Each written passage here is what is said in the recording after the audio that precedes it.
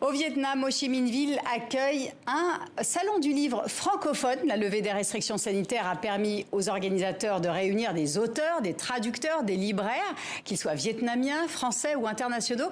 Il faut savoir que le français est très largement valorisé au Vietnam. Il est enseigné dans 35 provinces et suivi par environ 38 000 élèves. Pom Madenjian, vous êtes la présidente de l'Association des francophones du Vietnam. Vous êtes aussi l'organisatrice de cet événement qui se tiendra demain à Ho Chi Minh Ville. Pom, avez-vous retenu un thème en particulier pour cette édition ? Bonsoir Demet, merci de cette interview. Pour cette première édition, sachant que nous n'avions pas encore organisé à Ho Chi Minh de salon du livre, donc c'est le premier salon du livre qui a lieu, nous avons surtout voulu profiter de la réouverture du pays pour proposer une stimulation intellectuelle à notre communauté et évidemment à toutes les personnes francophiles du pays.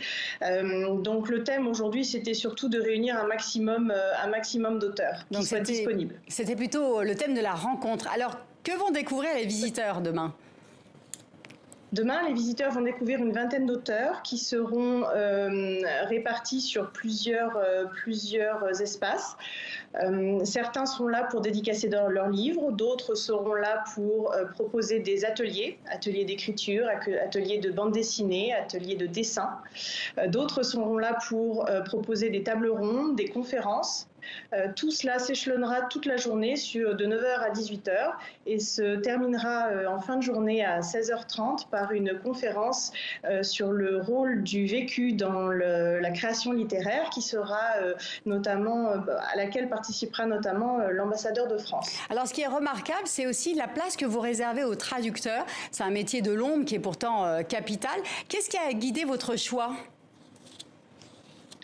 Eh bien, la logique, tout simplement, parce qu'on ne peut pas prétendre à développer et à diffuser notre littérature si nous n'avons pas des gens merveilleusement compétents et doués pour pouvoir la traduire au mieux. Donc, nous avons réuni effectivement 3 traducteurs professionnels qui viendront parler demain matin, c'est la première conférence en matinée, du rôle justement de la traduction dans la diffusion de la littérature au Vietnam. C'est la littérature vietnamienne à destination des francophones ou l'inverse ? Qu'est-ce que vous vouliez mettre en avant ? C'est plutôt l'inverse, mais les deux sont intéressants et les deux sujets sont abordés. Alors, il y a des ateliers qui sont aussi destinés aux enfants. L'enseignement du français est très dynamique au Vietnam. Que représente encore cette langue française ?